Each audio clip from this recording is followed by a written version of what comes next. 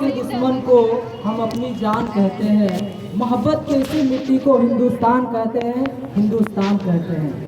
जो दुनिया में सुनाई दे उसे कहते हैं खामोशी, और जो आंखों में दिखाई दे उसे तूफान कहते हैं। साहब, ये जो दीवार का सुराख है, चाइना, अमेरिका, पाकिस्तान, ये साजिशों का हिस्सा है, मगर हम इसे घर का रोशनदान कहते हैं, रोशनदान कहते हैं। आज़ादी, आज़ादी का मतलब वही समझ सकता है जिसने कभी गुलामी की हो। हम सौभाग्यशाली की स्वतंत्र भारत भूमि पर जन्म ले, यहाँ स्वयं देवता लोग भी जन्म लेने के लिए तरसते हैं।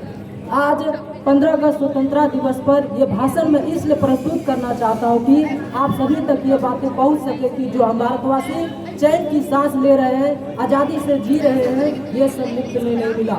इसके पीछे लाखों बलिदान और लड़ाइयाँ लड़ी गई है। ये दिन हम भारतवासी हर साल मनाते हैं, मगर क्यों? क्योंकि इसी के दिन 15 अगस्त 1947 ईस्वी को हमारा भारत देश आज़ाद हुआ। इसी की याद में हम भारतवासी प्रत्येक वर्ष हर्षोल्लास के साथ 15 अगस्त राष्ट्रीय पर्व मनाते हैं। 15 अगस्त के दिन भारत में झोपड़ी हो महल, शहर हो या गाँव, विद्यालय हो या कार्यालय, ट्रेन हो या बस, वायुयान हो या जलयान, सब जगह तिरंगा लहराता और दिखाई प्रतीत होता है। सरकारी और निजी संस्थाओं में भी इसी दिन राष्ट्रीय ध्वज फहराया जाता है। 1947 के पहले हमारा देश इंग्लैंड का गुलाम था। इस गुलामी को तोड़ने में भारत माता के अनेक वीर शहीद हुए। अंततः भारत स्वतंत्र हुआ। अंग्रेज लोग मजबूर होकर भारत छोड़कर भागने लगे। इस आज़ादी की लड़ाई में महात्मा गांधी का नाम इतिहास के स्वर्णिम पन्नों पर सर्वोपरि है। भारतीय इतिहास से यह पता चलता है कि हमारे पूर्वजों ने कड़ी मेहनत की थी और अंग्रेजों के क्रूर व्यवहार का सामना कैसे किया था, हम अंदाजा भी नहीं लगा सकते कि ब्रिटिश शासन से भारत के लिए आज़ादी कितनी मुश्किल थी। यह आज़ादी कई महान स्वतंत्रता सेनानी के जीवन के बलिदान 1857 से 1947 तक कई दशक संघर्ष करने के बाद आज़ादी मिली। वीर जवान नेताजी सुभाष चंद्र बोस, वल्लभ भाई पटेल और भी अनेक गणमान्य लोग इस आज़ादी की लड़ाई में अपना सर्वस्व त्याग कर योगदान दिए। क्रांतिकारियों में चंद्रशेखर आजाद, वीर भगत सिंह, खुदीराम बोस, रोशन सिंह और भी अनेक क्रांतिकारी इस आज़ादी की लड़ाई में अंग्रेज के छक्के छुड़ा दिए।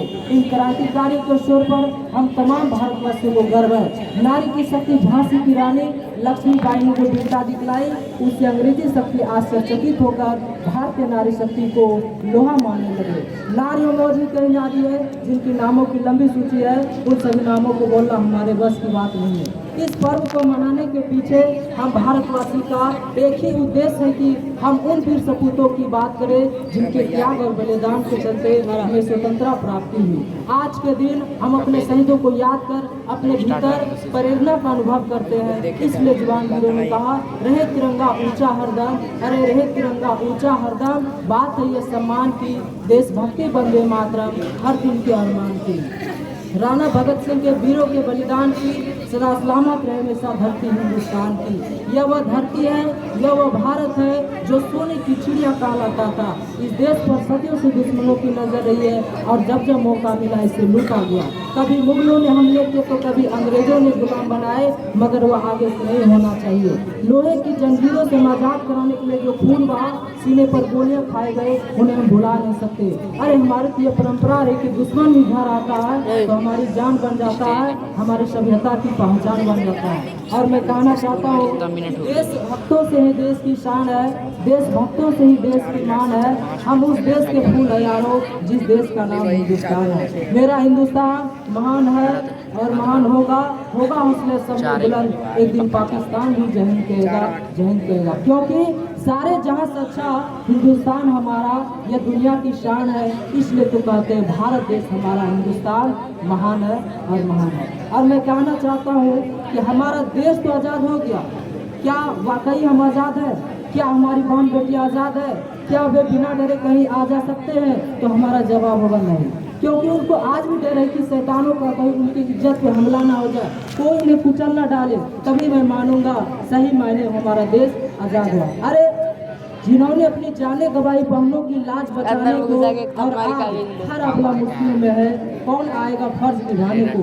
हमें हमारे अंदर के देश प्रेम को जगाना होगा, हमें वे देशभक्त बनना होगा, तभी ये संभव है। और आज बना भी हमें जज बैठ वो तो नहीं हो में लाल किला पर राष्ट्रीय ध्वज फहराते हैं और ऐतिहासिक स्वरूप पर चक्कर आ इसकी पूर्व संध्या पर राष्ट्रपति का संदेश प्रसारित होता है। और राष्ट्रपति जो होता है तोपों की सलामी दी जाती है, 3 सेनाओं की परेड होती है और अनेक प्रकार की झांकियां निकाली जाती है। जय हिंद, जय भारत।